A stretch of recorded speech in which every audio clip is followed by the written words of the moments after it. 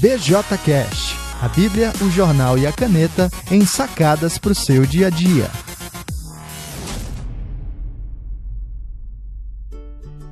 Olá pessoal, eu sou Alan Porto, sou o autor do BJC, a Bíblia, o jornal e a caneta, e do BJ Cash que você está ouvindo agora. A nossa programação básica é toda terça-feira uma sacada sobre a Bíblia, toda quinta-feira uma sacada sobre o jornal e todo sábado uma sacada sobre a caneta. Se você quer acessar e saber um pouquinho mais, visite alenporto.com e fique então com o episódio de hoje. Diga mais não e diga mais sim. Olá pessoal, eu estou em viagem de férias aqui com a família. De fato, eu quero gravar um BJCast sobre isso, mas mesmo aqui de férias, mesmo nessa viagem, eu estou lembrando aqui de um episódio recente que me deixou um pouco pensativo. Foi mais ou menos assim, eu abri o YouTube e ele me recomendou algumas palestras, né, de alguns eventos daquele TED, no TEDx. E são duas palestras que foram realizadas em TEDx aqui no Brasil. E, curiosamente, essas palestras tratavam de duas palavrinhas antagônicas, né? O não e o sim. Uma delas se chama O Poder do Não e o Dinheiro, e é uma palestra proferida pela Natália Arcuri, eu acho que pronuncia assim. A outra é do Márcio Balas e se chama O Olhar do Sim, Lições do Palhaço e do Improviso. Eu não assisti a primeira completamente, mas a tese dessa palestra é de que a palavrinha não pode ser libertadora para o equilíbrio financeiro e para uma nova vida. Já a tese do Márcio Balas, extraindo conceitos, né, do improviso no teatro, é de que dizer sim torna a nossa vida mais rica. As duas ideias são boas, são interessantes, e para quem busca observar o mundo com as lentes das Escrituras, as aplicações podem ser ainda mais amplas, né? Então, eu e você precisamos dizer mais não. E não é apenas a nossa vida financeira que ganha com o uso dessa palavra. Muitos de nós têm muita dificuldade, né, em dizer não, e eu me encaixo aqui. Às vezes as dificuldades se manifestam em, dizer não para as pessoas, às vezes é em dizer não para os impulsos e para os desejos, enfim, a gente pode pensar em várias áreas nas quais essa dificuldade de dizer não se apresenta. Mas a gente pode se beneficiar amplamente do uso do não. Parte da nossa dificuldade em dizer não para as pessoas está no que a Bíblia chama de temor de homens.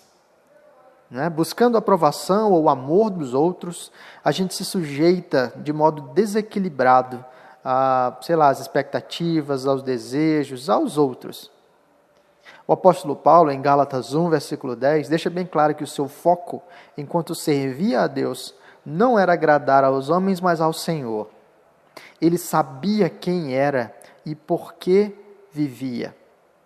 Assim, ele podia dizer não às expectativas dos outros. Quando a nossa identidade estiver mais firme em Cristo e quando o nosso temor do Senhor for maior do que o temor dos homens, nós descobriremos o poder do não. Dizer não aos nossos desejos se encaixa no que a Bíblia chama de domínio próprio. Quem vive em Cristo tomou a sua cruz, morreu para si mesmo e agora vive para Deus. Dizer não para os nossos impulsos e desejos é a expressão da liberdade que temos em Jesus. Nós precisamos dizer mais não. Mas nós também precisamos dizer sim. O Márcio Balas, que é um palhaço, que é um dos caras do improviso aqui no Brasil, ele destaca como no improviso existe um clima colaborativo, que é impressionante. Né? Então, se uma pessoa da cena desenvolve um tema, a outra pessoa diz sim para a proposta, e caminha na mesma direção, desenvolvendo a cena. Então, se você quer ver isso de maneira prática, né, você pode procurar os vídeos dos improváveis no YouTube, você vai ver esses espetáculos de improviso, e como alguém puxa uma ideia e o outro completa a ideia e enriquece a cena. Então, nessa proposta do Márcio Balas, dizer sim tem a ver com aceitar e contribuir. Do ponto de vista cristão, aceitar a realidade pode ser um grande desafio. Nós gastamos tempo e energia em negação. Por exemplo, se alguém fala algo que nos incomoda, a gente fica dias ruminando o episódio, repetindo para nós mesmos algo do tipo: eu não acredito que fulano disse isso, ou isso não vai ficar assim. E assim, em nossa rejeição, nós alimentamos uma atitude negativa que se traduzirá em ações negativas.